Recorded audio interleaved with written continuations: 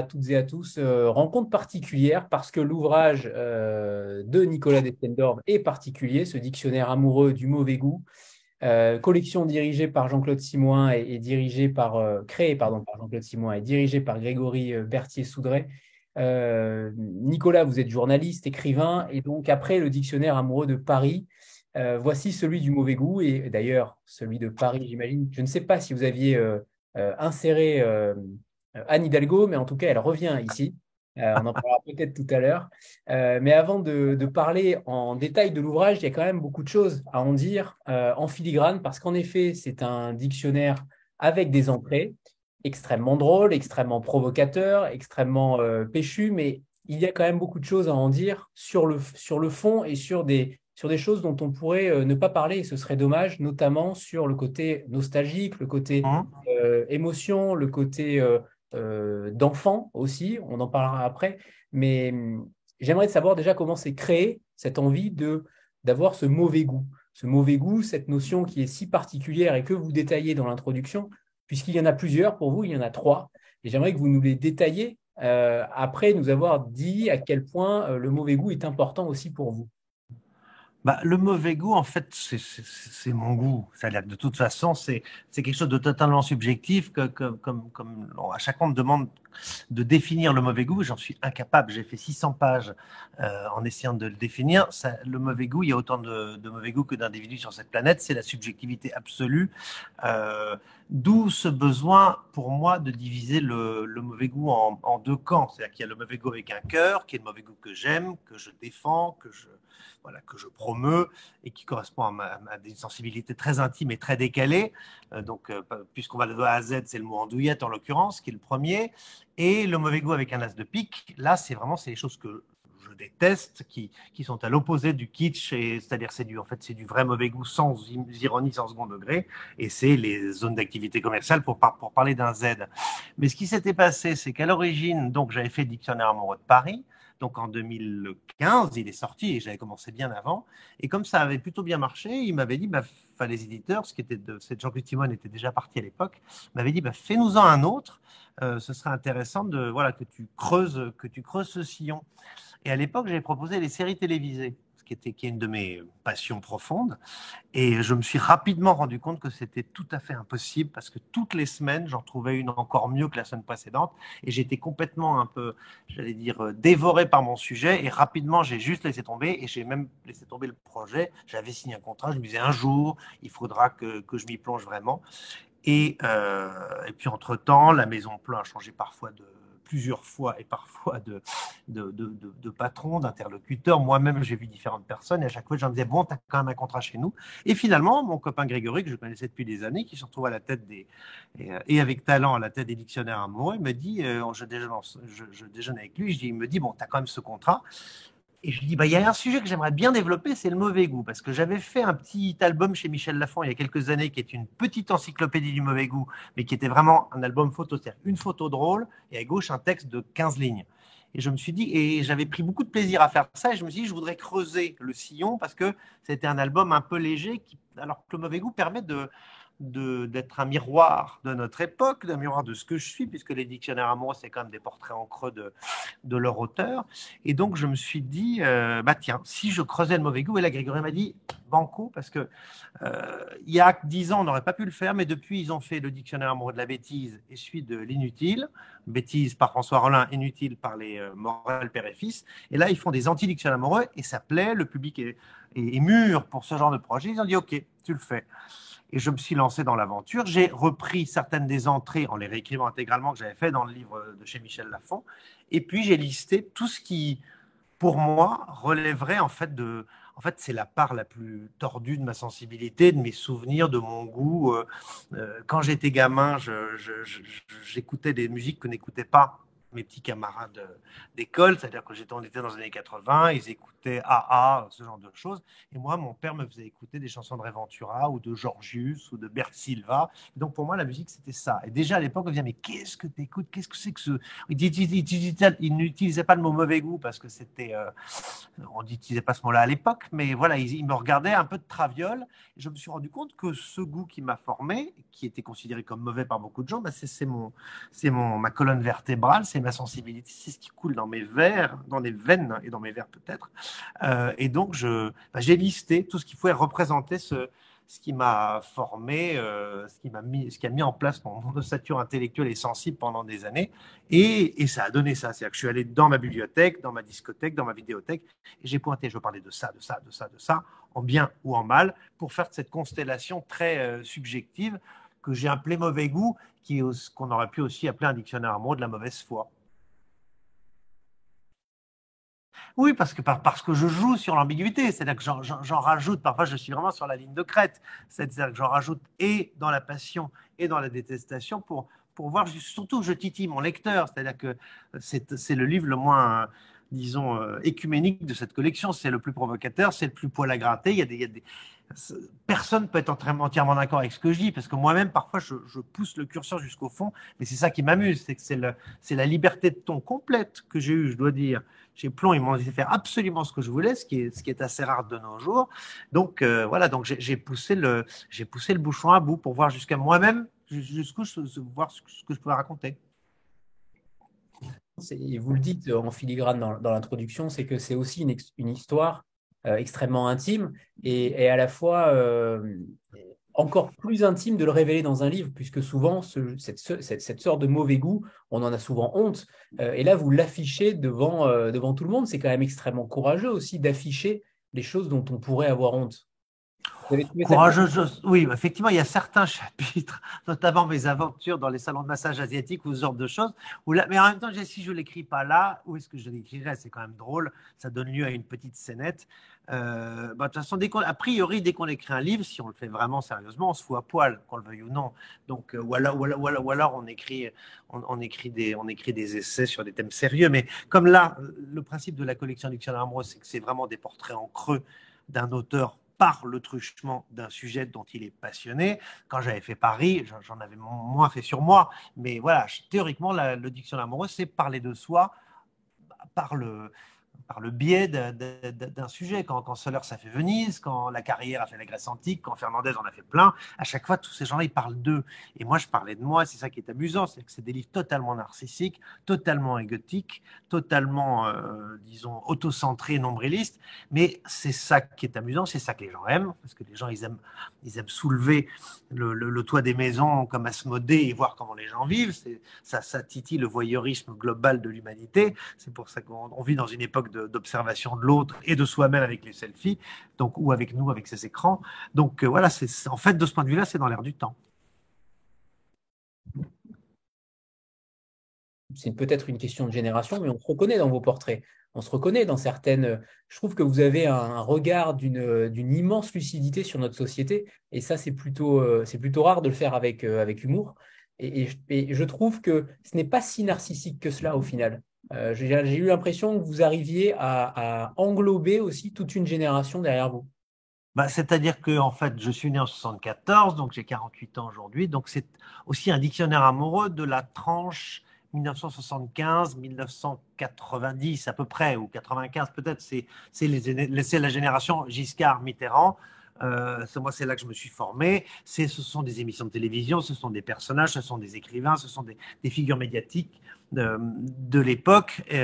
Et voilà, et j'avais envie de parler de tout ça. Je veux dire, des gens nés après. Parfois, même ma compagne qui a 12 ans de moins que moi, elle me disait parfois, mais ça parle à qui ces choses-là? Je disais, écoutez, ça parle à moi et à peut-être des gens qui ont vécu ça. Sinon, c'est pas grave. L'important, c'est que je ressuscite ces gens-là, même si on les a oubliés. Le but n'est pas d'être intelligible par absolument tout le monde. C'est pas un livre. C'est quand même mes choix à moi, avec des options très tranchées dès le début. Je vais pas commencer à le niveler par le bas pour que ça parle à tout le monde. Sinon, c'est pas amusant et sinon, je rate mon coup. Mais c'était. Ce qui était amusant, c'était de ressusciter tout un pan de ma mémoire cinématographique, télévisuelle, radiophonique, littéraire, musicale. Et effectivement, je me rends compte à quel point ça parle à une génération qui est cette génération Récréa 2, Globi Boulga, Jeu de 20 heures, Merci Bernard, tout ça, voilà, qui a commencé avec les Jeux de 20 heures et qui a fini avec Nulle part ailleurs, globalement, voilà. Après ça, on est devenu plus adulte. Mais voilà, donc c'est forcément une part de nostalgie parce que je parle de souvenirs qui sont ceux de mon enfance. Et pour peu qu'on soit né dans les mêmes années, forcément, ça nous parle. Frontière sociale dont vous parlez, le racisme de classe sur cette Hum. histoire de mauvais goût, c'est quand même, c'est aussi un regard différent. Il n'y a pas besoin forcément d'en faire un pamphlet. Là, vous le faites avec humour, avec différentes entrées, mais c'est quand même un regard aussi d'une certaine cruauté, d'une certaine évolution de la société qui évidemment, j'ai l'impression en tout cas que vous n'aimez pas cette société-là. En tout cas, vous l'aimez moins que celle d'avant. Mais j'aimerais avoir votre avis sur la société d'aujourd'hui et sur le racisme de classe notamment que vous évoquez. Alors, le racisme de classe, justement, je voulais éviter dans les entrées de prendre des entrées de mauvais goût qui soient plus une frontière de classe qu'une séparation plus intellectuelle, esthétique, et voilà. Parce que sinon, c'était trop facile. C'est-à-dire que on est toujours le plouc de quelqu'un ou le snob de quelqu'un. Donc, quoi qu'il arrive, je voulais éviter ça, mais disons que notre société est une société que j'observe comme tout le monde, et comme mon métier est d'observer, à la base je suis journaliste, puis ensuite quand on est journaliste, et puis a fortiori romancier, on observe les autres, on observe la vie, pour peu qu'on lève le nez dès qu'on marche dans la rue, ben on regarde ce qui se passe. Le problème c'est que les gens, ils marchent comme ça au lieu de marcher comme ça. Et voilà, moi je m'efforce pas, enfin surtout en ce moment, puisque j'ai une patte folle, je regarde vraiment ce qui se passe devant moi. Voilà, pour peu qu'on observe, on ne peut qu'être intrigué, parfois un peu effrayé, mais de toute façon, je pense que c'est le propre de chaque génération de se méfier du monde qui vient et de se retourner vers le monde d'avant, en disant oui, c'était plus confortable parce que ça correspond aux assises dans lesquelles j'ai poussé. Et en plus, comme moi, j'ai grandi avec 3 générations de retard, puisque j'aimais des musiques, des films ou des livres qui étaient apparus 30, 40 ou 50 ans avant ma naissance. Disons que j'ai un décalage de base, ce qui fait que de toute façon, je suis né vieux con et que je le resterai.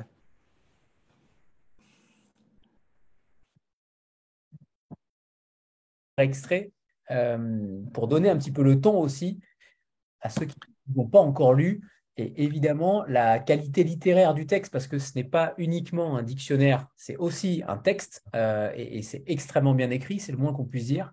Une patte littéraire qui vous caractérise depuis longtemps déjà, mais c'est plus Alors, quelle. mais vous voulez que je vous lise lequel? Parce que vous m'avez parlé des boîtes de nuit tout à l'heure, mais peut-être que parmi vos participants, demandez-moi ce que vous voulez que je lise, parce que comme c'est assez vaste et que je ne suis pas forcément le meilleur juge Moi, de j'ai une ce que tendance particulière, en effet, pour les boîtes de nuit ou les stations-service. Les stations-service, c'est assez Ah, les fascinant. boutiques de station-service, oui. Allez, allons sur celle-là alors. Il est long, mais Mais alors. Alors, en France, le brassage social est une chimère. On guigne une égalité à tout crin, une mixité permanente, un métissage des cultures et des sensibilités, mais chacun garde son précaré. Ce n'est pas navrant, c'est humain. Les séides du mélange sont les premiers à professer leur théorie pour mieux rentrer chez eux, barricadés dans leur confort, fût-ce en des quartiers ouverts à la différence, mais derrière Porsche, interphone et digicode. À l'inverse, ceux que l'on désirerait mélanger sont les derniers à le vouloir, et ils vous scrutent avec méfiance, comme la gazelle voit s'avancer le félin. Fraternité quand tu nous tiens. L'ultime lieu du cocktail social était sans doute le service militaire. Ne l'ayant pas fait, ce dont je me félicite, non pour des raisons morales mais pragmatiques, je ne puis que m'en référer à ce que me racontent mes proches et aînés. Pour certains, il était le seul moment de l'existence où l'on était confronté à des individus que jamais la vie n'aura mis sur notre chemin. On obéissait aux mêmes règles absurdes, on obtempérait aux mêmes ordres gratuits, on était soumis à la même vacuité. Cela créait des liens, comme les amitiés pensionnaires ou carcérales. Depuis l'amibidas, on sait que les copains de régiment sont une caste à part, mâle et hors des carcans sociaux qui a donné lieu à de nombreux films et romans. Mais voilà bientôt un quart de siècle que cette tradition a disparu. L'un des derniers lieux du croisement entre toutes sortes de populations est la station-service. Riches et pauvres, français et étrangers, damnés de la terre et heureux du monde, tout le monde prend l'autoroute. Et tout le monde est, un jour ou l'autre, confronté à cette nécessaire trinité, un plein, un pipi, un café. Chaque fois, je suis troublé par l'atmosphère de ces lieux. Ils sont l'agora résistante de la démocratie absolue, car tout le monde est logé à la même enseigne. Pas de passe-droit, pas de coup de fil. Il y a même une docilité de principe, comme si elle allait de soi. Enfin, les magasins accolés aux pompes à essence semblent le vestige intemporel d'une époque qui n'aurait jamais existé et provoquent cette nostalgie singulière, unique, d'un moment qui n'a pas encore eu lieu. Je m'explique. Une fois passée la vitre coulissante qui nous fait entrer chez Total ou BP, on gagne une réalité seconde où l'enchaînement temporel est aboli. Un présent absolu, un décor figé où rien n'a bougé depuis des décennies. Tout paraît factice, depuis ces sandwichs aux parfums improbables, coupés en triangles et bardés de blisters, jusqu'à ces livres qu'on n'avait pas vus depuis 20 ans. Guide de la faune et de la flore, répertoire d'oiseaux des champs, calendrier d'années révolues, cartes topographiques de régions abolies, barres chocolatées de marques inconnues, badges, il existe encore des badges, porte-clés, figurines à ressort, eaux minérales improbables, voire cassettes vidéo ou musique-cassettes. Les vendeurs de ces échoppes semblent eux-mêmes échapper aux lois du temps. Cyborgs cernés, voilà tant d'années qu'ils respirent la brise de l'asphalte, qu'ils en ont muté. Ils sont les gardiens de ces temples mystérieux, affranchis du réel, où l'on ne fait que passer. Comme ces rêves qui choquent, tétanisent, mais s'évaporent si vite qu'on oublie la raison même de notre effroi. N'en reste qu'un sentiment sourd, poisseux, prégnant mais sans objet, et cela sans distinction de nom, de quartier ou de fortune, l'égalité dans le cauchemar. Voilà. Merci. Fabuleux. Merci à vous. Je Fabuleux. l'avais parlé depuis longtemps. J'imagine l'effet que ça fait. Comment vous travaillez justement cette observation des lieux, des instants? Vous êtes en effet journaliste, mais comment vous arrivez avec cet œil si vif et pétillant, vous arrivez à saisir les moments les plus improbables ou pathétiques parfois de notre société? Est-ce que vous avez une astuce particulière? Comment vous travaillez aussi le verbe? Alors ça, c'est le mystère. J'en sais rien. Je regarde, j'ai toujours regardé. J'aime le sens de la formule. J'ai toujours aimé les films avec des dialogues un peu taillés à la serpe. Ça, c'est le côté très, je veux dire, français du mot qui pointe et qui perce. L'observation, c'est un don que j'ai, je pense. J'ai un père qui m'a toujours appris à regarder dans la rue, à lever mon nez, à observer des détails. Il me dit, tiens, regarde ce personnage, regarde ce monsieur, regarde ce magasin. Et quand j'étais gamin, il fallait toujours que je regarde.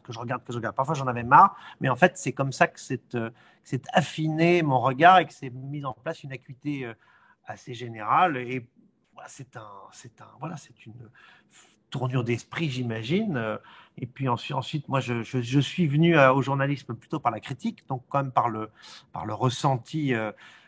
Par le ressenti d'un moment, en l'occurrence la critique musicale et la critique d'opéra, c'est-à-dire donner son avis être très concentré pendant 3 heures et donner son avis sur une représentation. Puis ensuite, je suis venu à la critique littéraire. Donc, il faut être très très concentré pendant un moment assez court et essayer de ne rien perdre. Et donc, il y a un moment où on aspire, on avale, on phagocyte ce qu'on a sous les yeux, ce qu'on a entre les mains, en disant et tout en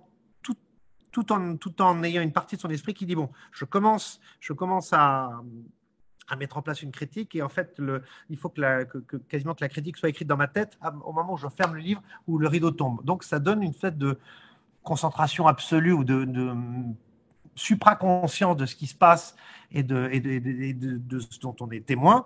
Et ce sont souvent c'est à ces moments-là que j'observe quelque chose et que la formule qui permettra de décrire cette chose apparaît presque simultanément. Mais bon, c'est difficile de décrire comment ça se passe, parce que c'est comme la conduite ou le vélo, on n'y réfléchit pas, ça vient tout seul, avec les années. J'imagine plusieurs années, mais surtout comment vous les avez sélectionnées, puisqu'à la fin, vous listez, en conclusion, vous listez toutes celles que vous n'avez pas mises à l'intérieur, et en effet, Et il y en a plein d'autres. il y en a d'autres. De toute façon, il peut y avoir autant de dictionnaires amoureux du mauvais goût une fois de plus, d'écrivains ou que d'écrivains putatifs. Bon, j'ai listé ça de A à Z. Et puis j'ai plongé aussi dans mes mémoires, dans mes souvenirs. J'ai été rechercher des articles que j'avais écrits il y a longtemps, que j'ai récupérés, que j'ai retaillés, des choses auxquelles je ne pensais plus. Je me disais, mais c'est vrai, tiens, ça, je pourrais le réutiliser. Il y a forcément un peu au bon sens du terme, de recyclage, c'est-à-dire en tout cas ce qu'on appelle le stelliona, c'est-à-dire l'auto-emprunt, c'est-à-dire on se rend compte que 20 ans plus tôt, 15 ans plus tôt, on a chopé quelque chose qui était vachement bien, qu'on ne saurait plus forcément disons, récupérer aujourd'hui, enfin refaire aujourd'hui. Donc, autant le refaçonner avec le recul pour le coup du temps. Et donc, il y avait des entrées qui étaient totalement inédites, des choses que j'avais déjà faites et que j'ai repatouillées. Donc, c'est une sorte de grand patchwork de ma propre sensibilité sur quasiment un quart de siècle. C'est aussi pour ça que je pense que ça fonctionne, c'est que ça n'a pas été écrit vraiment de A à Z maintenant. Il y a des choses qui correspondent à ma sensibilité d'il y a plusieurs années, voire plus de 10 ans, mais je me rends compte que je n'ai pas trop changé d'abord, et ça donne du temps au temps, comme disait l'autre. Et chaque année au Salon du Livre. Oh, Et en effet, okay. cet article-là, cette entrée du Salon du Livre, enfin du Festival du Livre, je ne sais plus quel Ouais. mot, vous n'arrivez pas Je à crois qu'on utiliser. dit Livre Paris maintenant, ça Voilà, change tout le temps. c'est ça. Et donc, vous avez aussi un œil extrêmement vif aussi sur ce Salon du Livre où les auteurs se regardent constamment et tous les ans, en effet, vieillissent d'année en année. Vous avez Bah un oui, mais regard. ça, parce que ça, je fais le salon du livre, je le pratique en tant que journaliste depuis plus de 25, enfin non, en tant que lecteur depuis, je pense, une quarantaine d'années, en tant que journaliste depuis plus de 25 ans et en tant qu'auteur depuis plus de 20 ans. Donc voilà, j'ai vu l'endroit évoluer. Puis surtout, je vois les gens, bah, en fait, on voit les mêmes. Donc il y a ce truc en fait, tout à coup, on se voit dans le miroir de l'autre. Et là, effectivement, on voit les choses qui s'affaissent. Et j'ai vu ce basculement sociétal, si je puis dire vraiment, c'est l'arrivée de toute une cohorte d'individus qui n'ont absolument plus rien à voir avec, même pas avec les littératures, mais même avec le livre. Tandis qu'il y a 20 ans, il y avait le vague joueur de foot qui s'était fait écrire le livre par un journaliste et qui venait signer un truc. Maintenant, il y a des gens qui sont apparus sur Internet, il y a des youtubeurs, il y a des gens qui sont connaître parce qu'ils mettent des selfies sur Instagram, ou il y a des influenceurs et tout ça qui viennent, qui mettent vaguement leur nom sur un livre et les gens viennent non pas se faire signer le livre mais se faire prendre en photo avec le type. Ils vendent même pas beaucoup de livres, mais il y a des queues de kilomètres. Voilà, ça c'est ce drame de la période actuelle, juste ce besoin d'acter notre présence à un instant T dans un endroit pour juste dire voilà, j'y étais, et avoir l'impression de l'illusion d'exister pendant une microseconde. Et nous, les auteurs, on est sur le temps long, on est dans quelque chose de beaucoup plus étiré, beaucoup plus impalpable, et donc on regarde ça un peu comme les petits vieux qui regardent, ou les vaches qui regardent passer le train, et ça, on n'est plus sûr d'avoir pu passer le train. Mais bon, ce que je dis toujours, l'important dans cet univers du livre, alors c'est très bien quand on fait un succès, c'est formidable, mais l'important c'est de tenir et de durer, parce que tout ça est tellement flou. Si on est encore là, c'est qu'il y a encore un petit peu d'espoir. Ça fait quoi? Ça fait 22 ans que j'ai publié mon premier livre, j'en ai publié pas mal depuis, j'ai d'autres projets, je me dis toujours, bon, je suis encore là, je tiens, mais pour combien de temps? On ne sait pas. Des choses aussi sur les phrases un peu bateau qu'un lecteur peut vous donner. J'ai adoré votre livre, notamment, mais Ah bah, ce genre de phrases qui met aussi mal à l'aise, j'imagine, les auteurs. C'est aussi. à la langue, c'est plus le cas, mais c'est tellement artificiel. Je veux dire, si on écrit un livre, c'est pour se cacher derrière, c'est pas pour en parler. Bon, là, on en parle en ce moment, puis c'est dans un contexte très particulier. Mais dans l'absolu, à la limite, un dictionnaire, ça va, mais parler d'un roman, c'est quelque chose de très intime, de très subjectif, de très charnel. Je veux dire, notre métier, c'est d'écrire les mots, c'est pas de les dire. Donc, voilà, ça a été l'une des perversions de la télévision, c'est que avant les écrivains écrivaient un livre, ensuite il y avait des critiques qui en parlaient, qui faisaient des critiques, qui ne parlaient pas de l'auteur, qui parlaient du livre. Ensuite, l'écrivain est devenu une espèce de personnage médiatique, surtout à partir des années 70 avec l'arrivée de Pivot, qui a créé des stars, qui a inventé des personnages comme il a inventé Modiano et ensuite inventé Amélie Nothomb ou même d'Ormesson. Il en a fait des vraies figures médiatiques, télévisuelles qui étaient des figures incontournables. Tant mieux pour eux, et ça a beaucoup fait pour la littérature en règle générale. Mais aujourd'hui, on n'a plus vraiment de gens comme Pivot, donc voilà, le champ est un peu réduit, et donc l'écrivain, des salons du livre, j'en ai fait pendant 20 ans, et donc c'est très artificiel d'être derrière une table comme je le suis, d'avoir en face de moi des gens qui passent, qui sont un peu gênés d'être là parce qu'eux sont debout, nous on est assis, on a des piles de livres, ils sont gênés de ne pas savoir qui on est, ils ne savent pas s'il faut s'approcher, prendre le livre ou pas. Alors moi généralement je le retourne, j'ai des camarades qui eux sont beaucoup plus proactifs et qui se lèvent, qui tendent le livre aux gens, qui ont des phrases toutes faites. Moi je suis trop timide, ça me glace, mais en même temps eux ça marche parce qu'ils vendent des livres, le but c'est de vendre un livre. Et un auteur, on l'oublie quand même, a priori ne vit que de chaque livre vendu, c'est un tout petit pourcentage et c'est comme ça que la chose se fait. Donc, on a tout intérêt à ce que les livres vendent. Mais et les gens qui viennent, qui font des phrases toutes faites ou alors qui vous parlent pendant un quart d'heure, qui vous racontent leur vie parce que vous êtes un peu en otage, parce que ils estiment que vous avez du temps à leur consacrer, et donc ils vous racontent leur vie, puis ils partent, s'en prennent le bouquin. Donc, enfin, il y a tellement de, il y a tellement de cas. On pourrait faire des livres entiers. Ça a été fait. Comment il s'appelait Vincent Ravalet, qui a fait un livre qui s'appelait L'auteur, qui racontait les salons du livre en province. En même temps, c'est des souvenirs merveilleux. C'est dans ces salons du livre, pas celui de Paris, mais en province, que j'ai rencontré certains de mes éditeurs, certains de mes meilleurs amis dans l'édition, et on a des souvenirs. En fait, le moment un peu plombant, c'est le moment dit de la vente, qui est en fait un moment d'attente. C'est comme être sur un tournage et jouer un rôle de figurant, surtout à l'époque où j'étais chez XO et je signais à côté de mon camarade Guillaume Musso. Effectivement, j'étais là avec 3 bouquins et lui en vendait 450 en l'espace de 20 minutes. Voilà. Mais bon, c'est une très bonne école d'humilité aussi. Et en fait, l'intérêt, c'est que ça recadre pas mal les choses. Il ne m'est pas parlé de son livre, puisque j'ai reçu Mathieu Bellesi il y a quelques jours, et il avait exactement le même discours que vous. Il était aussi gêné de parler de son livre. C'est en effet pas évident, comme Cormac McCarthy également. Mais c'est intéressant la Belle façon. référence. Ouais. Mais en effet, c'est quand même intéressant de voir l'évolution qu'a eu l'auteur. Je trouve ça très, très pertinent que vous ayez enfin, vous ayez cette idée-là, puisqu'on on n'entend jamais ce genre de discours. Et c'est plutôt intéressant. Est-ce que d'ailleurs certaines entrées sont passées de mauvais goût à bon goût au fil de vos années? Est-ce qu'il y en a certaines qui sont passées de l'un à l'autre et que pour vous, le bon goût finalement s'étiole ou se convertit au mauvais goût et vice-versa? Alors, laissez-moi regarder un peu.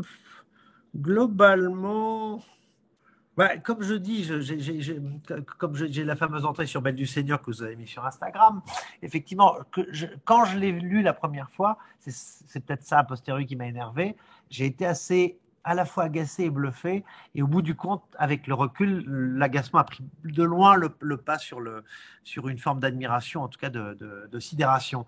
Mais sinon, bon, mais là j'avais 18 ans. Sinon, globalement, non, je suis assez ancré dans mes certitudes et plutôt têtu. Donc, je pense que je m'y tiens. Peut-être qu'il y aura des conversions, mais globalement, tout ça est totalement assumé, affirmé.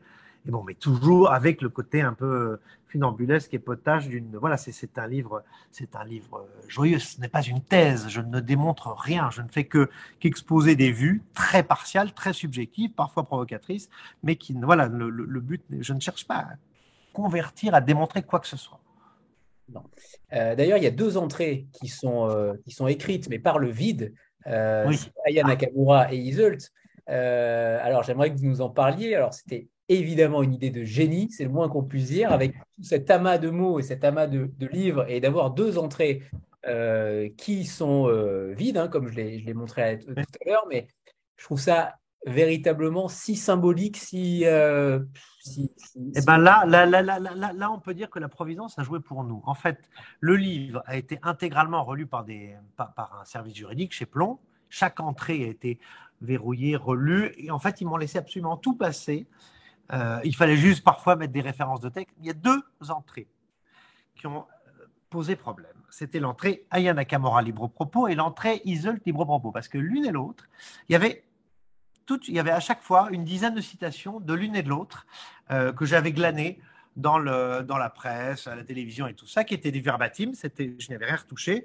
Dans le cas d'Aya Nakamura, j'avais même rajouté une ou deux phrases de ses chansons, aussi similé chansons, qui d'un point de vue syntaxique et grammatical était très intéressante.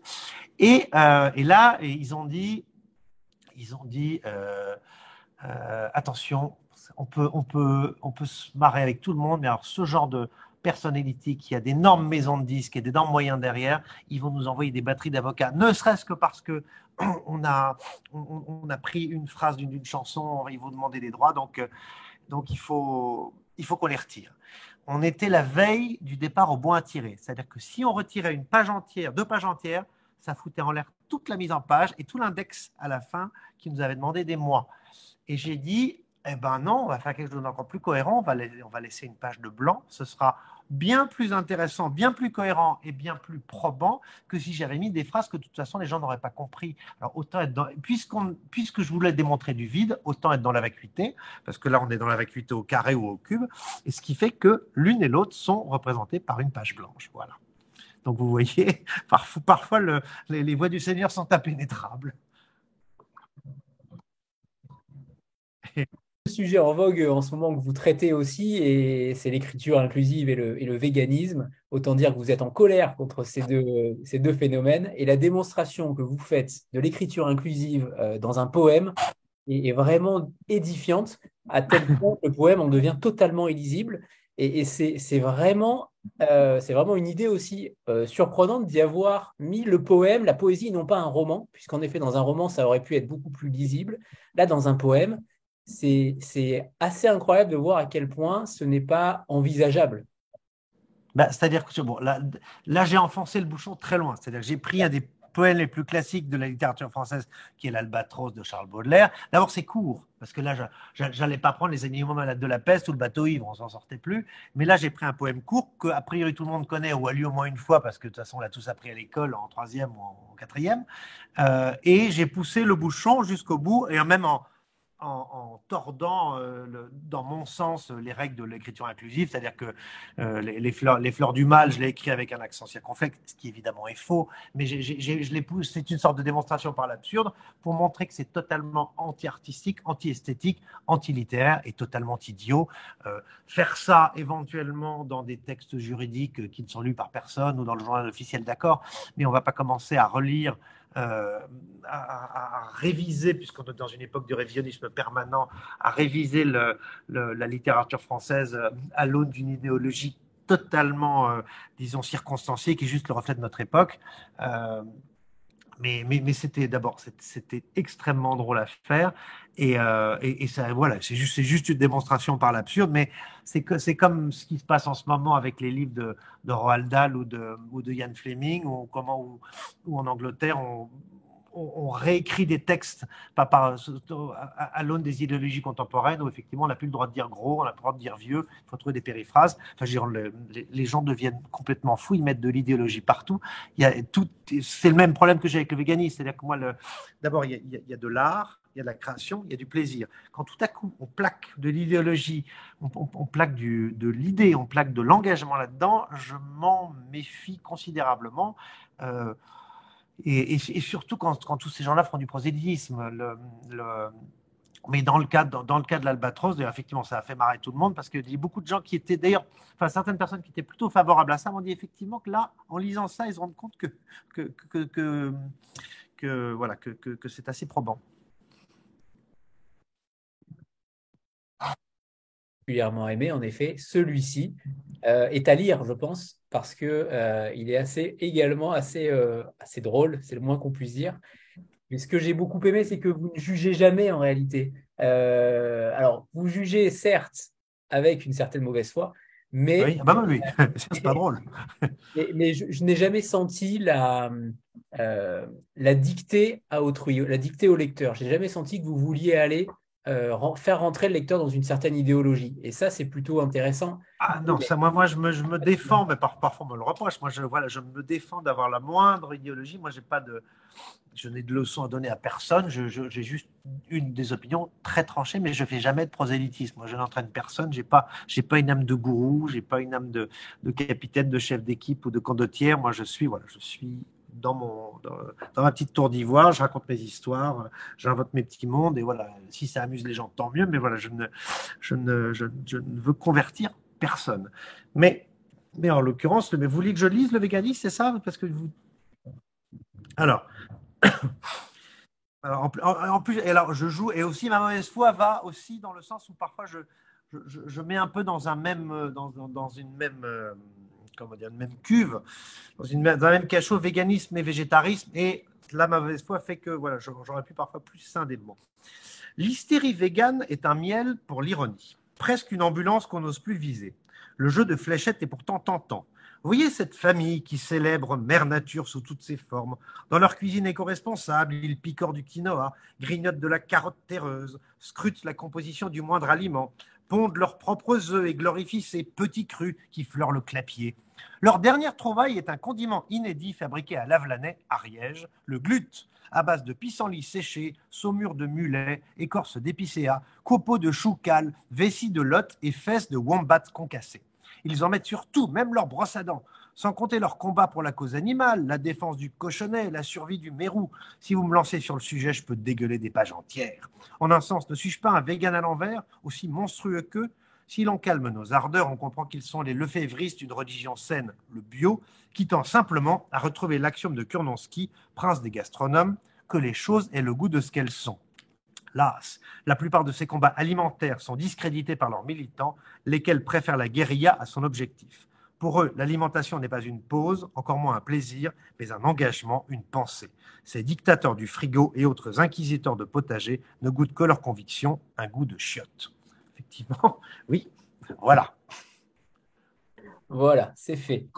Euh, J'aimerais rebondir sur ce que vous dites également sur, parce qu'il y a en effet des personnages sulfureux dans le livre. On va en parler. Vous écrivez: j'aime les ambigus, les traîtres, les pas clairs, les sournois, les délateurs, les salopios, les faux flics, faux héros, faux jetons et vraies ordures. Est-ce que justement c'est pour cette raison que vous avez accepté d'être l'ayant droit du collaborationniste Lucien Robaté? Est-ce que ça sonnait, pourtant ça aurait pu sonner comme un suicide médiatique. Qu'est-ce qui vous a poussé à le faire et qu'est-ce qui vous fascine tant dans ces personnages-là qui sont sulfureux? Bah, d'abord, j'aime la zone grise, j'aime les ambiguïtés. C'est là-dedans que se nichent toutes les. Voilà, les choses trop tranchées, c'est un peu ennuyeux. Les couleurs très claires, très. Moi, j'aime bien ce qui est pas clair. C'est ce que j'aime dans les films. J'aime les non-dits, j'aime les secrets, j'aime les mystères. Donc ça, c'est un goût personnel. En l'occurrence, Rebatès, il y a une histoire très très riche que je raconte. J'avais fait un mémoire de maîtrise à la Sorbonne sur Lucien Rebatès et la musique, parce que j'avais découvert son histoire de la musique qui est en collection bouquins chez Robert Laffont depuis toujours, qui était mon livre de chevet quand j'étais adolescent mélomane, passionné de musique. Je me suis dit, quel beau livre, mais qu'est-ce qu'il a écrit d'autre, ce bonhomme? Et j'ai lu ces deux autres grands livres, si je puis dire, que sont Les Deux Étendards, grand roman d'amour publié dans les années 50, et surtout Les Décombres, pamphlet atroce publié en 42, qui a été le best-seller de l'occupation et qui est un livre qui lui a valu une condamnation à mort en 1947. Bon, il a été gracié ensuite. Donc, je me suis dit, waouh, alors le type capable d'écrire des choses aussi admirables, des choses aussi épouvantables, c'est un passionnant sujet d'étude, et donc j'ai proposé de faire un mémoire à la Sorbonne avec Pierre Brunel à l'époque en littérature comparée, parce qu'il fallait que je trouve un sujet. Et j'aimais bien prendre un sujet un peu ambigu, un peu paradoxal, un peu provocateur, parce que ça, c'est ma nature. Mais il fallait que une fois que le sujet était accepté, il fallait quand même que j'accède à des archives, que je trouve un peu des choses inédites, parce que de toute façon, il n'y avait quasiment rien sur lui. Et j'ai vu dans une revue, un peu par accident, le nom de son exécuteur testamentaire, qui est son héritier, mais il n'avait aucun lien familial. Et à l'époque, il y avait encore des annuaires, donc j'ai cherché dans l'annuaire, j'ai trouvé le nom, j'ai envoyé une lettre à la poste, un peu comme une bouteille à la mer. Le type m'a répondu au bout de 3 semaines, on s'est rencontrés une première fois dans un café, et on s'est reniflé le cul, comme on dit poliment. C'était un vieux monsieur d'une 70 ans qui se disait: mais qu'est-ce que c'est que cet Olébrius habillé de toutes les couleurs, qui porte un nom de résistant et qui s'intéresse à un collabo? Et en fait, il s'est rendu compte que j'étais vraiment passionné par le personnage, par le sujet, que j'étais totalement apolitique et que vraiment que ça ne rentrait même pas en ligne de compte, en bien comme en mal. Et donc, on s'est bien entendu et j'ai fini on est devenus très proches, j'ai classé toutes les archives et c'est devenu un homme vraiment dont j'étais très très ami, comme un troisième grand-père. Je le voyais au moins une fois par semaine pendant des années, et puis il a eu un cancer assez violent en quelques mois. Il m'a dit: écoutez, j'ai un héritier, mais qui est le fils de mon meilleur ami, qui va hériter de tous mes biens, mais qui est médecin au Torino, au lycée à l'hôpital Georges Pompidou, donc on dit Rebatès, c'est pas sa cam. Et puis, mais à vous, est-ce que vous voulez bien reprendre ma suite? Alors j'avais 27 ans, je venais de publier mon premier bouquin aux Belles Lettres, j'étais journaliste au Figaro depuis 2-3 ans. Et bon, j'ai dit: écoutez, laissez-moi quelques jours pour réfléchir quand même, parce que c'est pas évident comme engagement. Donc, j'ai un peu demandé autour de moi. Mes copains m'ont dit pourquoi pas. Mes parents m'ont dit vas-y, fais-le. Au Figaro, ils m'ont dit tu es fou, surtout refuse. Et puis, un de mes vieux amis qui est avocat, qui s'occupe de la succession Céline, qui s'appelle François Gibault, m'a dit oui, surtout, il faut que tu prennes ça. Et finalement, j'ai pris, bien sûr. Et c'était en 2001, donc ça fait 22 ans que je m'occupe de tout ça. Et sans doute, ça m'a porté préjudice, mais comme je suis, j'allais dire, pas soupçonnable d'activisme politique, je veux dire, je porte pas de brassard avec une croix gammée, toutes ces choses-là. Voilà, moi, c'est vraiment pour des raisons littéraires que je me suis intéressé à ça. Et ben, j'ai réussi à faire ressortir les décombres en collection bouquins, avec une préface faite d'un historien, un appareil critique d'une historienne, je veux dire, inattaquable. Et voilà, parce que ce sont des documents d'histoire avant d'être des documents explosifs. Et donc je m'acquitte de cette tâche depuis des années, et c'est passionnant, j'en suis très fier. Mais il est évident que dans l'acceptation de cet héritage, il y avait forcément une part de provocation, de poil à gratter, et de coquetterie potache, et en même temps de vraie sincérité, et puis j'allais dire, de piété et de respect par rapport à cet homme qui m'avait fait confiance. Vous dites que pour une fois qu'un cancer rend service, notamment pour Georges Pompidou, c'est Oui, quand même oui. celle-là Là, est là, pas mal. là c'est très douteux. Ça, c'est très douteux. Mais je suis tout à fait sincère. Je veux dire, là vous parlez de l'article sur le style Pompidou. Je dis des horreurs sur Anne Hidalgo, mais ce qu'elle fait à côté de ce qu'ont fait De Gaulle et Pompidou à Paris, c'est une vague poussée d'acné, quoi. Je veux dire, voilà, c'est vraiment pas très grave. C'est des choses qui se nettoient. Alors que De Gaulle et Pompidou, ces années-là, ont détruit un bon tiers de Paris de façon irrémédiable. On a livré la ville aux promoteurs. Par cette obsession du modernisme tout craint, on a construit des horreurs qui sont pour l'instant toujours là, et dont Paris ne se remettra jamais, ne serait-ce que la tour Montparnasse, Jussieu, toute une série de choses. Et effectivement, l'ami Pompidou, qui est un type remarquable, normalien supérieur, grand connaisseur de la poésie française, mais obsédé du modernisme et de l'automobile, avait des projets pour Paris qui font frissonner. Il voulait faire cette fameuse autoroute qui aurait été de la porte de la Villette jusqu'à la porte d'Italie, c'est-à-dire du nord au sud, qui aurait entièrement couvert le canal Saint-Martin. Adieu l'hôtel du Nord, et adieu les petits bistrots vin nature d'aujourd'hui. Voilà, en fait, il voulait mettre des bagnoles partout. Et tout a été stoppé net parce que il est mort, pour le coup, de façon assez foudroyante en peu de temps. Et Pompidou et Giscard, moins par souci de préserver Paris que par principe pour ne pas faire ce qu'avait fait son prédécesseur, a tout annulé. Voilà, c'était plus par ego et par fierté que par amour de Paris que Giscard a fait ça. Mais bon, la fin justifie les moyens. Et vraiment, on a échappé au pire.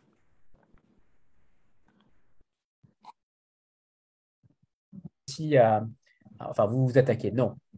Alors, on va pas dire réhabiliter, mais on va dire, en tout cas, vous mettez en avant les qualités de chaque artiste, qu'il s'agisse de Tony Duvert ou de Dieudonné. Vous Ou mettez de en Renaud avant Camus aussi. Oui. et Camus.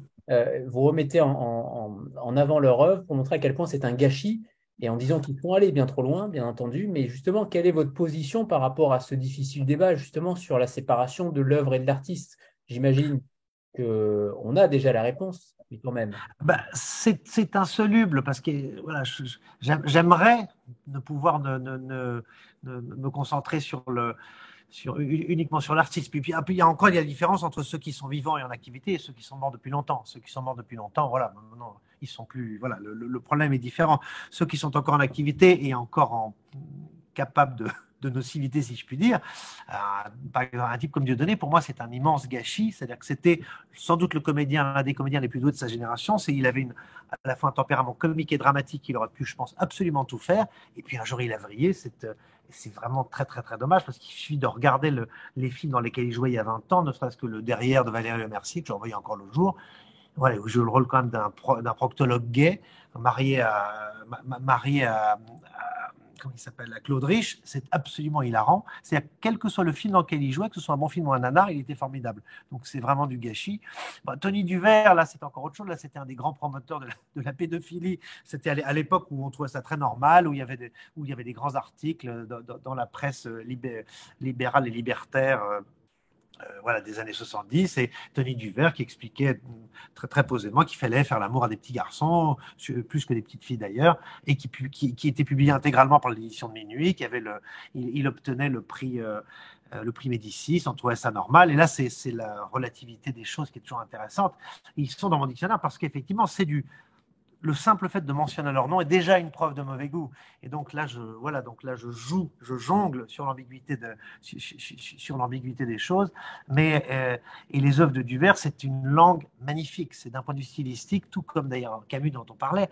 Ce sont des auteurs où là, effectivement, il y a un tel hiatus entre parfois ce qu'ils racontent et la façon dont ils le disent. Mais de qui je parle d'autres, effectivement, il y a dans la série, oui, il y a ces gens-là, mais bon, c'est éternel le problème, la différence, c'est très compliqué de savoir que. Alors, jamais je ne tournerai je refuserai de lire un livre d'un type parce que le type a été atroce, abominable, humainement. Ça, à la limite, ça ne me regarde plus. L'un de mes écrivains favoris, c'est Paul Morand, et dont j'ai découvert vraiment la médiocrité et la bassesse en lisant la biographie de Pauline Dreyfus il y a 3 ans, qui est une amie qui a fait un travail remarquable. Je savais que le type était pas terrible, mais alors vraiment là, j'étais parfois embarrassé devant la lâcheté de certains de ses propos et la médiocrité humaine surtout de l'individu. Mais il a écrit certaines des plus belles pages de la littérature française du XXe siècle, et ça, c'est comme ça. Enfin, si on va creuser, si on va regarder dans l'arrière-salle de tellement d'écrivains, de grands individus, ce sera toujours un peu crapoteux. Donc voilà, au bout d'un moment, en tout cas, pour le pur plaisir des mots, le style avant tout. Mais ça n'excuse rien. Le style n'excuse rien, le talent n'excuse rien. Même le talent oblige. Mais tant pis, moi quand j'aime une phrase, quand j'aime une musique, je ne vais pas regarder, ça m'empêchera, voilà, je ne vais pas regarder ce qu'a fait l'auteur. Et si je le sais, tant pis pour moi, mais ça ne m'empêchera pas de l'apprécier.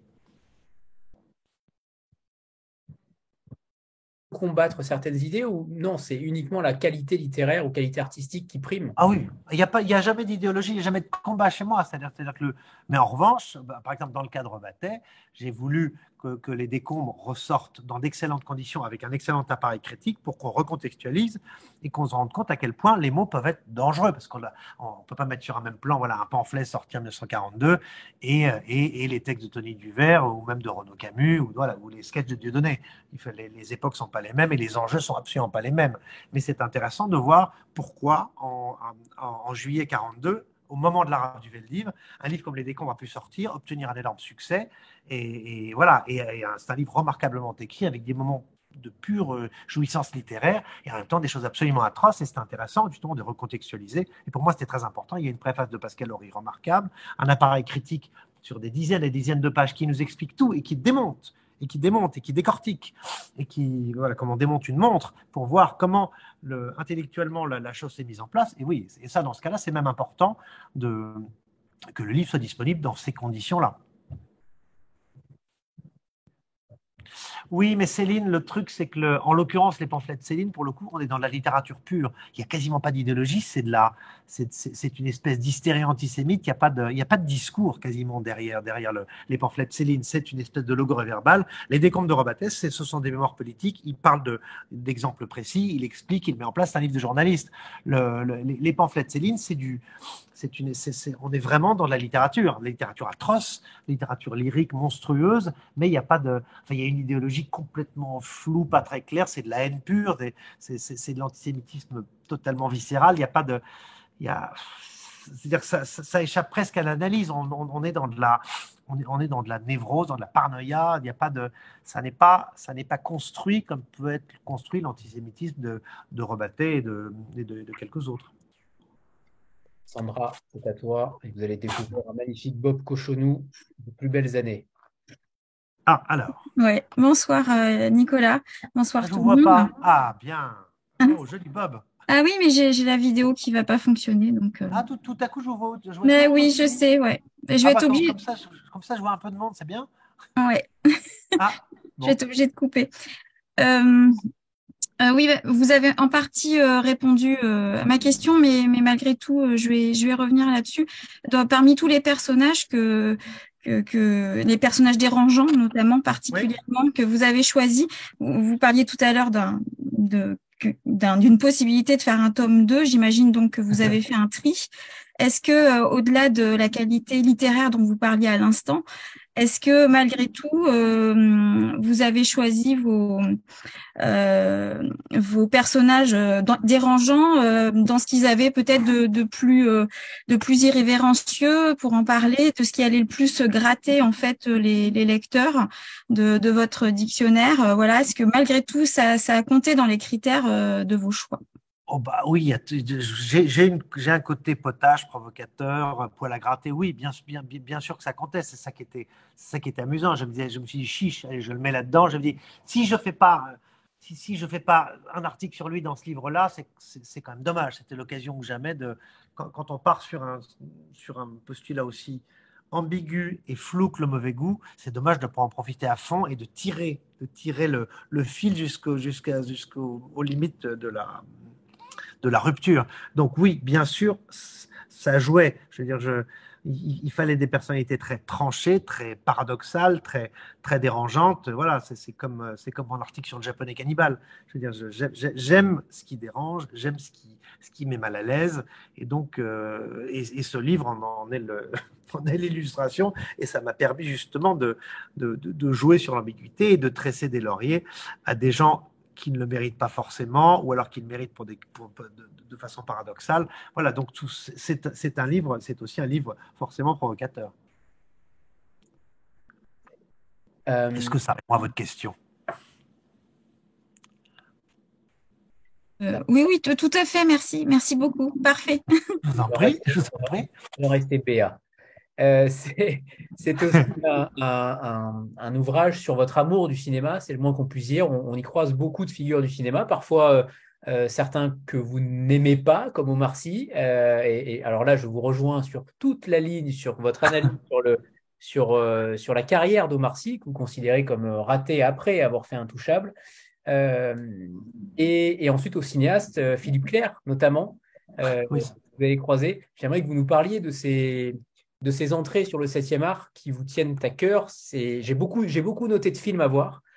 Parfois pas des films qui seront peut-être disponibles, mais ça va être intéressant de voir s'ils le sont encore. Mais je trouve que votre amour du cinéma irrigue totalement le livre. Bah, bon, en fait, c'est ma passion la plus ancienne, le cinéma. J'en ai même fait un livre l'année dernière qui s'appelait Ce que l'on sait de Max Stoppard, qui est un grand roman qui se passe dans l'univers du cinéma des Frères Lumière à la Nouvelle Vague, où j'ai mis en scène plein de gens que j'adore, que ce soit Chaplin, Orson Welles, Jean Renoir, plein de gens.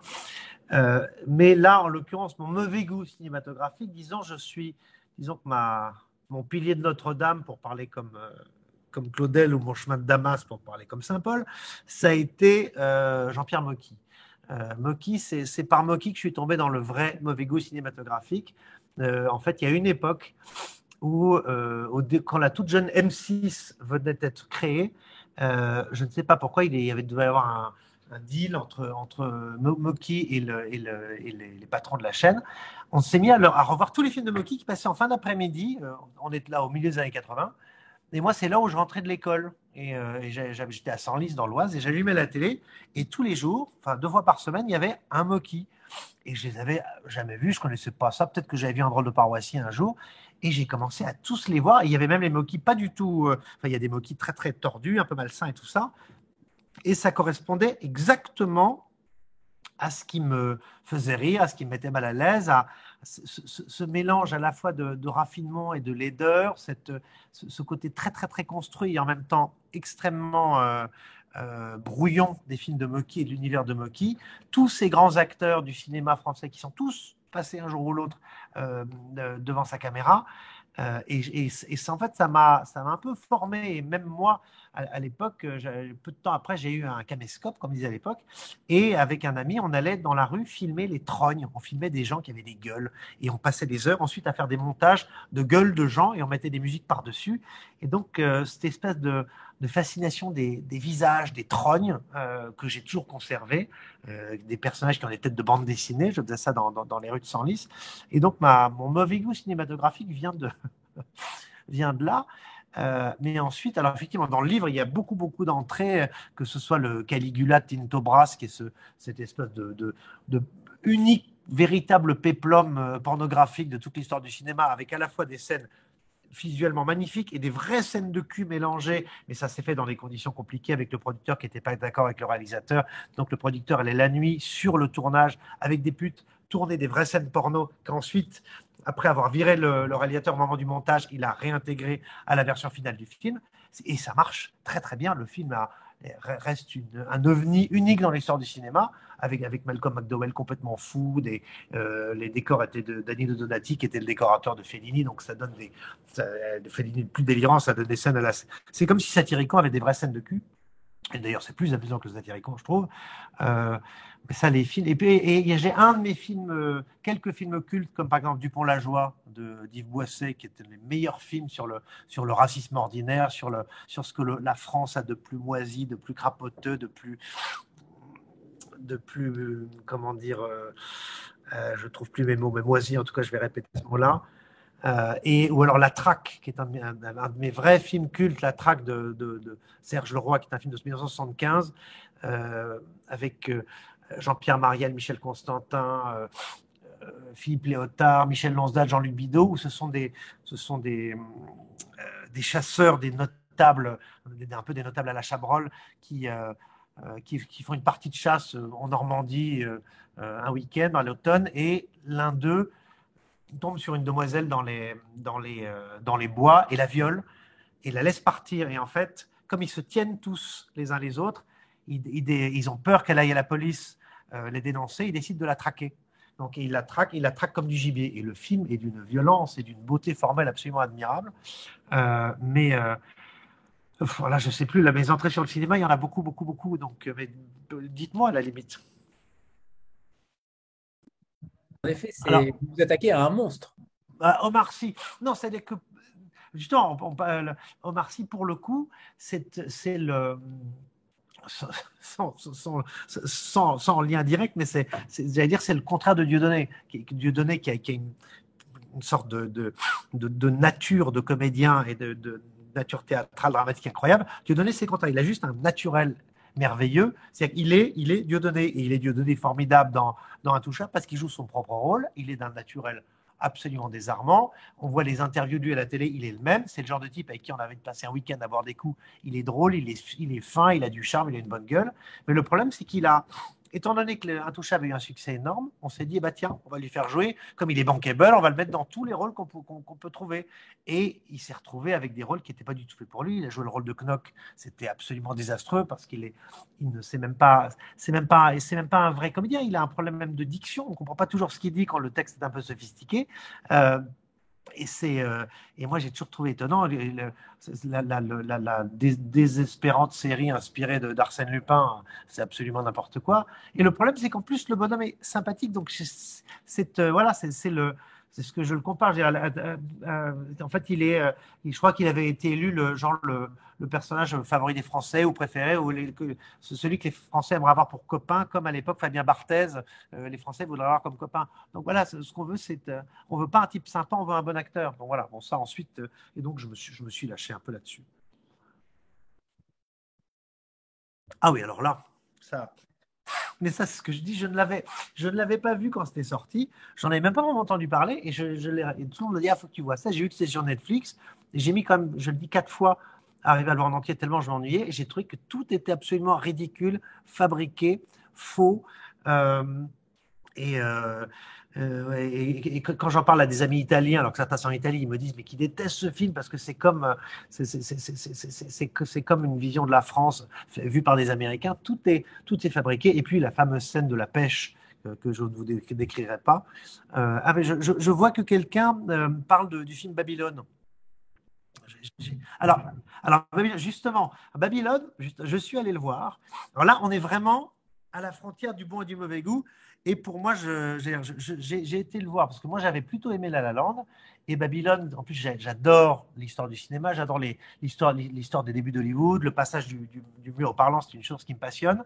Et je suis allé le voir et je dois dire qu'au bout du compte, j'ai fonctionné. Il y a des choses qui m'ont, en fait, horripilé, mais il y a tellement de virtuosité, tellement d'énergie, tellement d'amour du cinéma et de fantaisie visuelle. Et puis, j'ai Margot Robbie, je dois dire que voilà, elle fait son petit effet. Enfin, je veux dire, j'ai trouvé ça jouissif.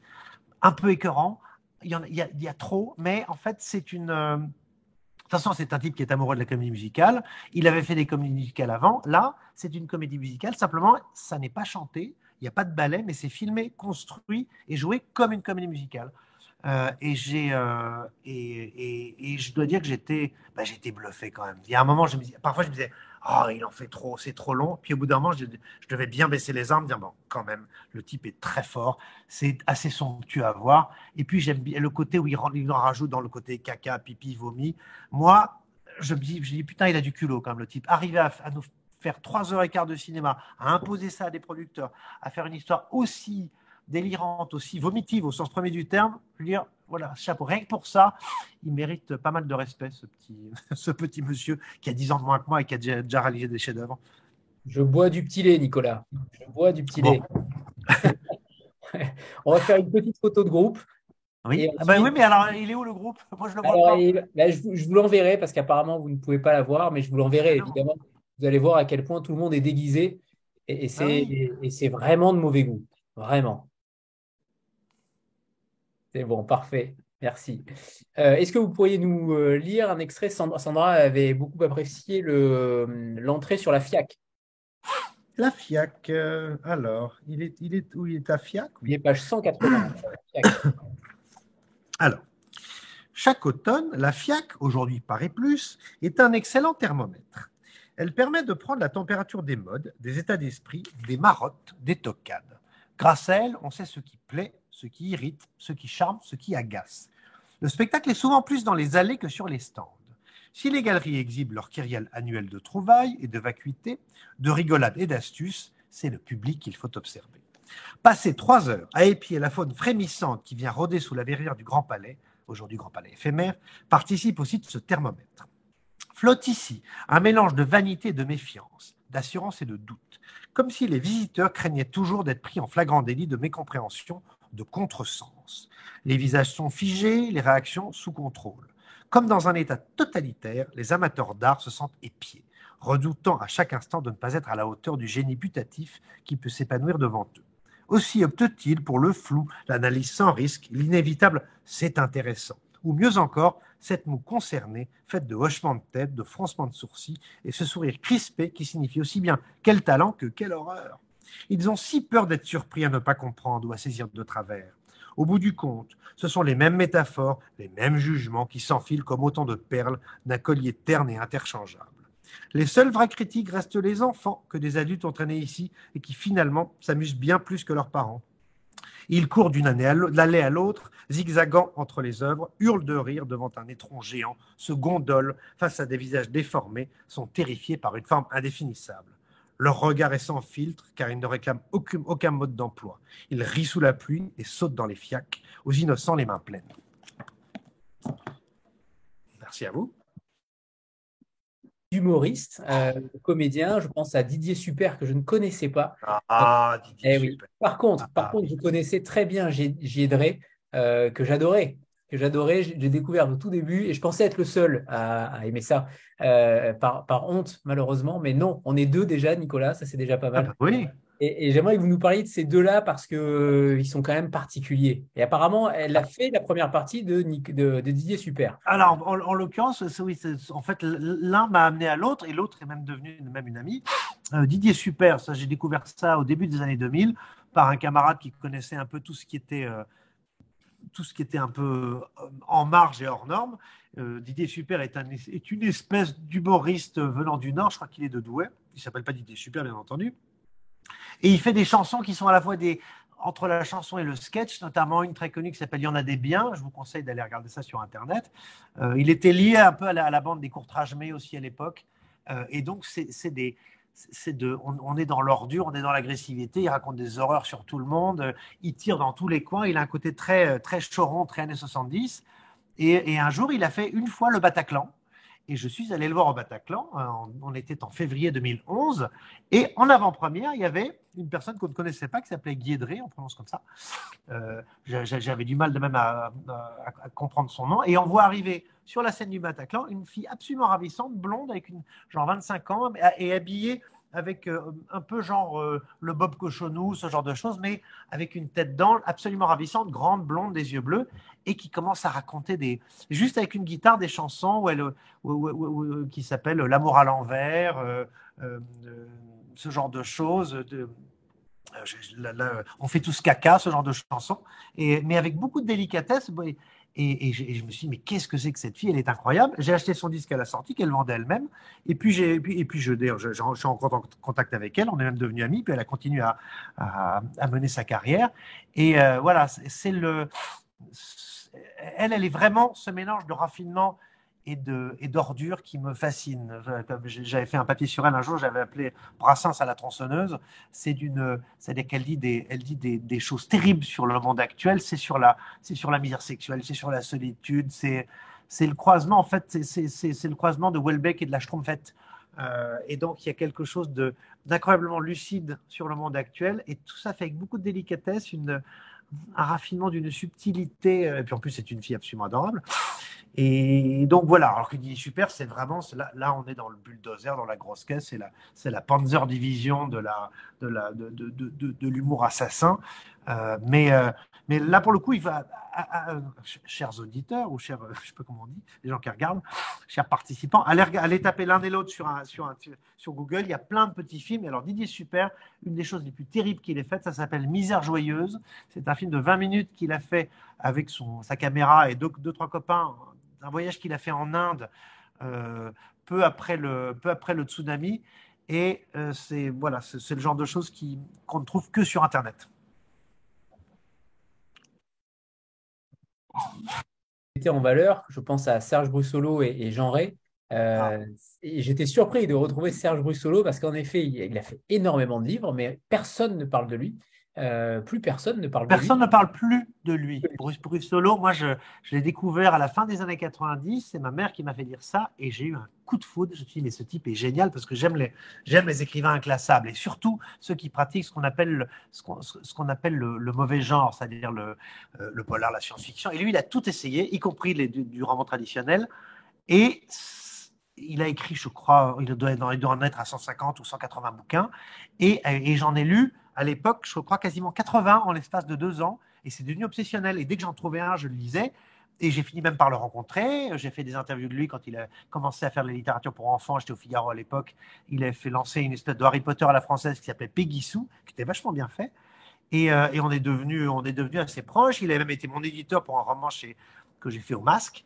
Et puis, bon, je l'ai perdu de vue depuis des années, mais il continue à écrire des livres. Mais il a eu une espèce de période de gloire. Il avait eu le Grand Prix RTL Lire pour un de ses livres. Et c'était un des derniers grands romanciers populaires français, un des derniers grands feuilletonistes, si je puis dire, si ce n'est que ces romans ne se suivent pas. Mais c'est quelqu'un, comme je dis, qui sécrète l'imaginaire. C'est-à-dire c'est un imaginaire d'une richesse. Ces univers sont d'une ampleur et d'une profondeur extraordinaire. D'ailleurs, je connaissais Jean Ray beaucoup à l'époque, mais lui m'en a fait découvrir beaucoup. Il m'a fait découvrir beaucoup d'auteurs. Il connaît très bien la littérature belge, la littérature flamande. Et c'est un type d'une grande culture littéraire que je n'ai pas vu maintenant depuis au moins une bonne dizaine d'années, mais avec qui je déjeunais régulièrement. Et à chaque fois, il me conseillait des lectures.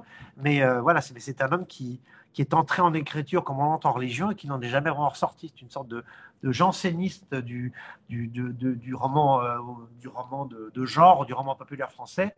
Et c'est un cas unique. Et c'est d'ailleurs dommage qu'il ait à ce point disparu des radars. Il continue à publier des bouquins, mais à une époque, c'était des chiffres de vente assez colossaux.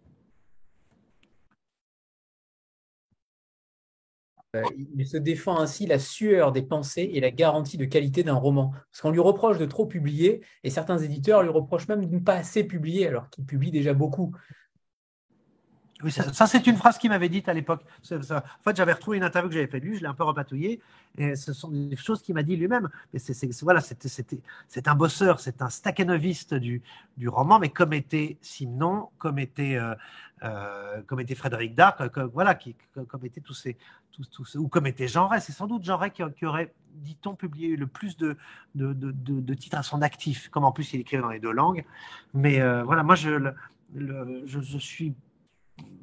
Il y a un truc en France où il faut qu'un auteur soit rare, soit discret. Quelqu'un qui publie trop, voilà, quelqu'un qui publie trop avec trop de facilité, c'est considéré comme, c'est pas considéré avec sérieux. Pourtant, quand on voit l'immense productivité d'un type comme Aragon, lui, ça n'a jamais posé un problème. Mais de nos jours, il faut être l'auteur rare. Voilà, c'est comme ça qu'on est estimable. Et puis alors, si en plus vous faites du genre, c'est-à-dire donc ça, c'est ce problème très français où il faut on n'est jamais sorti disons de la cassure du nouveau roman, où il faut que dès que le plaisir s'instille dans la littérature, ça devient un peu douteux, là. Tout comme la littérature d'humour, la joie est suspecte, voilà, les comédies n'ont jamais de prix, ce genre de choses. Mais Brussolo, pour moi, c'est un des vrais grands romanciers, au sens vraiment romanesque, français qu'on a eu des 40 dernières années. Narcissique. Je ne le trouve pas narcissique, au contraire, vous parlez divinement bien des autres. Constamment, vous parlez des autres, vous les mettez en avant, mine de rien. Qu'ils soient sulfureux ou qu'ils soient au contraire dans le panthéon, finalement, vous ne parlez que des autres. Vous parlez c'est narcissique parce que c'est mon goût et parce que je l'affirme, je le revendique et je le martèle. Voilà, je ne parle pas, mais voilà. Et donc, il est orienté, il est subjectif et orienté, mais totalement. Voilà, je ne le trouve pas forcément narcissique. Delphine. Bonsoir. Bonsoir. Excusez-moi. Très bien la poule rouge. De mauvais goût. Oui, c'est bien. Je connais pas du tout Brussolo et je voulais savoir par quel livre vous me conseillez de commencer. Alors, mes préférés, alors il y a tout, parce qu'il il fait de tout, mais du polar avec des Vikings à des romans préhistoriques et tout. Moi, ce que j'aime bien, c'est ceux qui sont ils sont en folio. C'est ces romans un peu les plus sérieux et les plus entre guillemets littéraires. Il y en a trois. Il y a la Maison de l'Aigle, La Moisson d'hiver et Les Ombres du Jardin. Avec ces trois-là, ils sont en folio collection blanche. Ils étaient ressortis chez De Noël. Ils ont été publiés entre, je crois, 92 et 95, ce qui est, à mon sens, sa meilleure période. Et c'est trois petits chefs-d'œuvre. Voilà. On est entre le thriller et le roman psychologique. C'est des histoires très étranges, malsaines. Alors, je les ai jamais relus. J'en ai gardé des souvenirs émerveillés. Je les ai pas relus. Enfin, peut-être que je les relis. Peut-être que je serais déçu. Mais franchement, je pense que ça vous plaira. Ok, merci. Je vous en prie. Où vous faites référence à… Oui. Et oui, alors j'en avais entendu parler parce que j'ai une formation juridique, mais j'imagine que beaucoup n'avaient pas vu. C'est un livre, donc, cher Armand Collin, L'héritage de Vichy, qui liste donc les 100 choses, les 100 lois qui ont été pensées ou promulguées, qui sont encore en vigueur aujourd'hui, et des lois qui, en effet, sont très contemporaines, très sociales. Qui font partie de notre quotidien, oui. Partie de notre quotidien. J'aimerais que vous reveniez sur ça parce que vous êtes très provocateur sur une phrase en particulier. En voici quelques exemples. Grâce à ou à cause de. Et le à cause de est entre parenthèses et non pas le grâce à. Ben oui. Il faut forcément. C'est un livre quand même provocateur. Attends, je reprends l'entrée. Je ne sais plus comment je l'ai libellé. Oui. Tac, tac, tac. C'est quand même très pratique d'avoir une entrée par lettre, c'est beaucoup plus facile pour retrouver les extraits. Voilà. Voilà. Ça, c'est un livre qui m'avait fasciné, fait par une historienne très sérieuse, Cécile Desprairies, qui effectivement, elle a fait aussi, elle en a fait même un deuxième avec des lois allemandes. C'est les 100 mesures, voilà, initiées, instaurées ou validées par Vichy, qui sont encore en vigueur aujourd'hui. Et c'est des choses, voilà, la carte nationale d'identité, l'accouchement sous X, la journée des mères devenue la fête des mères, les Noëls d'entreprise, l'heure d'été, l'heure d'hiver, la sirène, le premier mercredi du mois, le développement de la télévision, qui en fait c'est les Allemands qui ont vraiment développé la télévision, en l'occurrence à Paris, la non-assistance à personne en danger, ça c'est très intéressant. Parce qu'il y a 2 pays au monde où ça existe, c'est la France et l'Allemagne, parce que c'est imité d'une loi nazie obligeant les populations opprimées à venir en aide aux soldats allemands blessés pendant les attentats terroristes. C'est-à-dire qu'effectivement, il y a un soldat allemand se faisait zigouiller devant vous, vous étiez obligé de lui venir en aide au risque sinon d'être arrêté vous-même. Et c'est une loi que les Allemands ont imposée aux Français. Enfin, il y en a plein, mais le développement du Rick et Marguet, l'IDEC, effectivement, devenu la FEMIS, l'école de cinéma, ça a été fondé par Marcel L'Herbier sous l'égide de Vichy. Le salaire minimum, ancêtre du SMIC, les meilleurs ouvriers de France, le médecin inspecteur du travail, le salaire minimum, la pratique de l'alpinisme, l'essor du handball. Les Français ne connaissaient pas le handball, c'est un sport allemand, c'est pour ça qu'on dit handball et pas handball. Voilà. Donc, et ça, je trouve ça toujours, voilà. Ça c'est vraiment le côté poil à gratter. Voilà, ça, c'était vraiment une entrée un peu provo, tout comme l'entrée sur les pseudonymes. C'est toujours un peu bizarre de connaître les vrais noms des gens, ça m'amusait. Ouais, c'est en effet très réussi. Et quelle ne fut pas ma surprise de découvrir la première entrée, Henri Amoroso, donc, qui ouvre ce livre. Alors, Henri Amoroso, je connaissais en effet très bien son fils, je vous l'ai dit tout à l'heure, quand j'étais adolescent, mais j'étais totalement. Je ne connaissais pas l'histoire de son père, je ne connaissais pas son père. J'ai été très surpris de découvrir la face cachée de ce père-là. Et je trouve que c'est un personnage qu'il faut absolument connaître parce que, alors, il est décédé il y a peu de temps, quelques années, mais je ne le connaissais pas, je l'ai découvert grâce à vous et je vous en remercie parce que ça permet d'avoir une vision différente aussi de ce personnage-là. Est-ce que vous pourriez en parler? Henri Amoroso, en fait, c'est-à-dire que ce n'est pas sa face cachée, au contraire, c'était sa face, sa face publique, sa face ouverte que les gens connaissaient. C'était ce psychiatre niçois qui avait une faconde vraiment méridionale, qui avait une tête il avait un côté un peu à la Rému ou à la Charpin, mais qu'on a vu énormément à la télévision dans les années 70. Son grand combat, c'était en fait, il luttait contre l'homosexualité. Il était persuadé que l'homosexualité était une maladie qui pouvait se guérir. Et comme il était très drôle, et c'était une bête de scène, et ben il passait son temps dans les débats télévisés et dans les émissions à la télévision, à la radio et tout ça, à expliquer avec beaucoup de bonhomie ces théories complètement délirantes et totalement atroces, notamment une fameuse émission où il était en face de Jean-Louis Bory, qui était le fameux auteur, en l'occurrence homosexuel, qui avait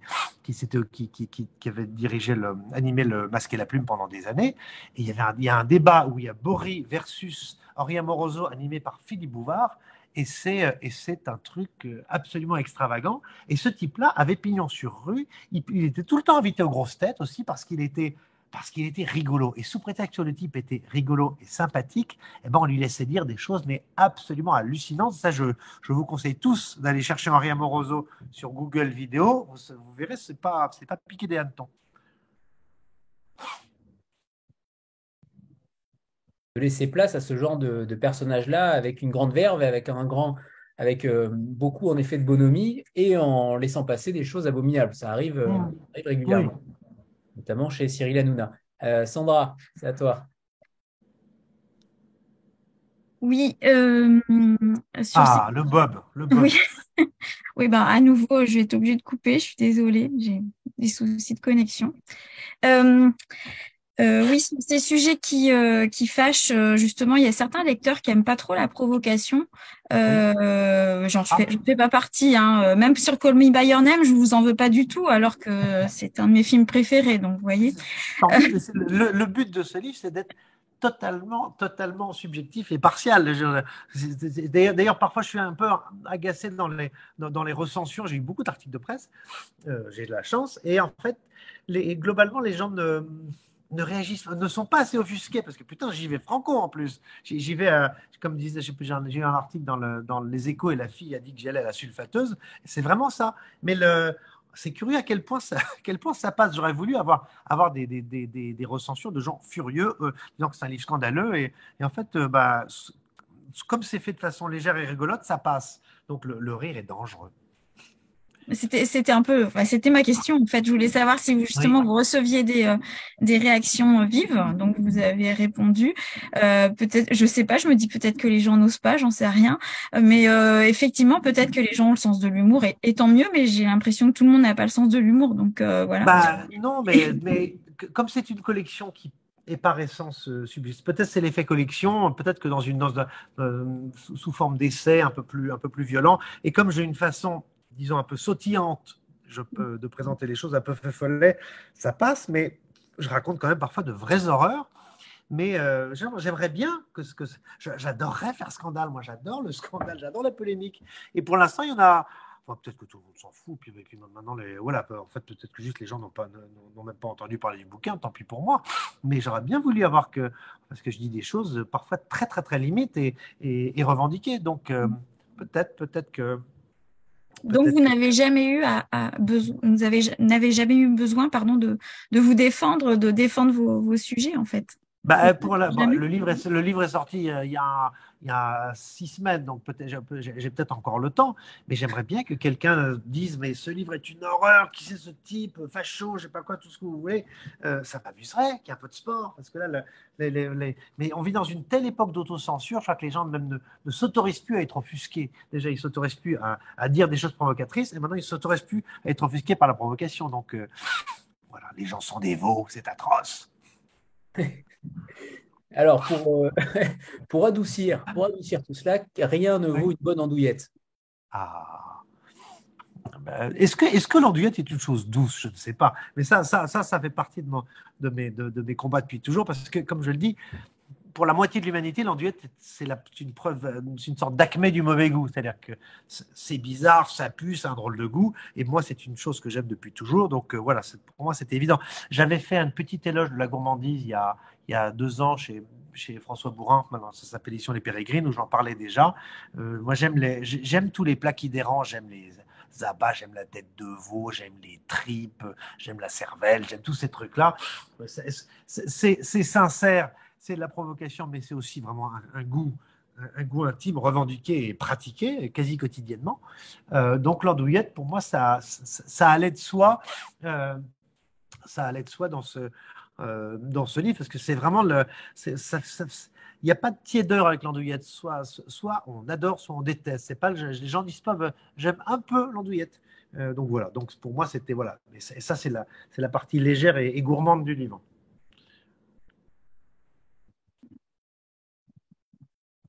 Des boîtes de nuit.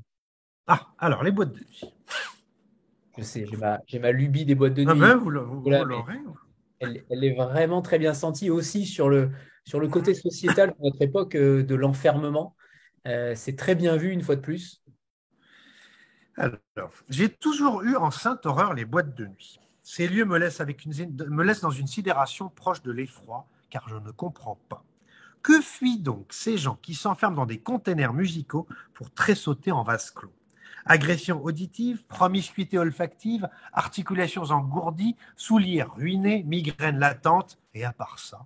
Sans doute est-ce moi qui suis dans le faux, dans l'erreur, dans l'illusion de mes propres hantises, mais je n'ai jamais compris que des êtres humains aient besoin de se couper de toute parole pour oser enfin se dire les choses en les mimant. Regardez-les qui se contorsionnent en vagissant, qui se déboîtent artistiquement les os avec des visages de ravis de la crèche.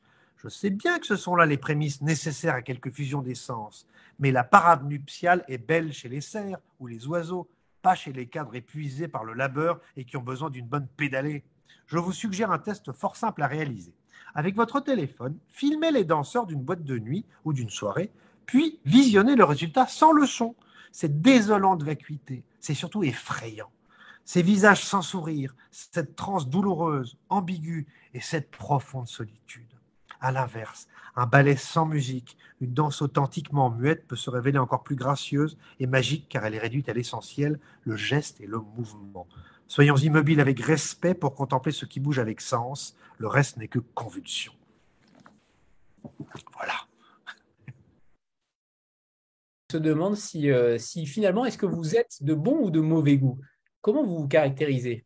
Oh, bah, je ne me caractérise pas, je suis. Là, j'ai fait mon bréviaire. Franchement, ça, c'est à vous de. C'est vous qui venez de passer 1h30 avec moi. C'est à vous de dire. De toute façon, c'est à vous de définir. Chacun a sa définition du mauvais goût. Chacun a ses rubriques, chacun a ses entrées. Et même chacun aime certaines entrées pour ou contre de mon livre et chacun a sa propre sensibilité. Suis-je de mauvais goût? J'espère, mais moi, parce que le mauvais goût, ça dérange, le mauvais goût, ça agace, le mauvais goût, ça irrite. Et moi, j'adore faire tout ça.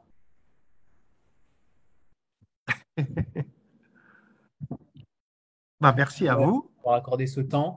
Et évidemment, alors on a lu beaucoup d'entrées, on a parlé de beaucoup d'entrées, mais il y en a encore beaucoup, puisqu'il y en a à peu près 212, 210 dans ces eaux-là. Euh, Ouais. c'est à peu près ça. Donc évidemment, on peut pas toutes, on peut pas en parler, on peut pas parler de toutes, mais il y a quand même des sacrées pépites à chaque fois. Bravo, tout simplement, parce que alors je vais pas être scandaleux et vous dire que ce livre est mauvais, hein, puisque forcément, je l'ai adoré. Et j'ai trouvé cette irrévérence. Et en effet, on n'est pas d'accord avec vous, surtout.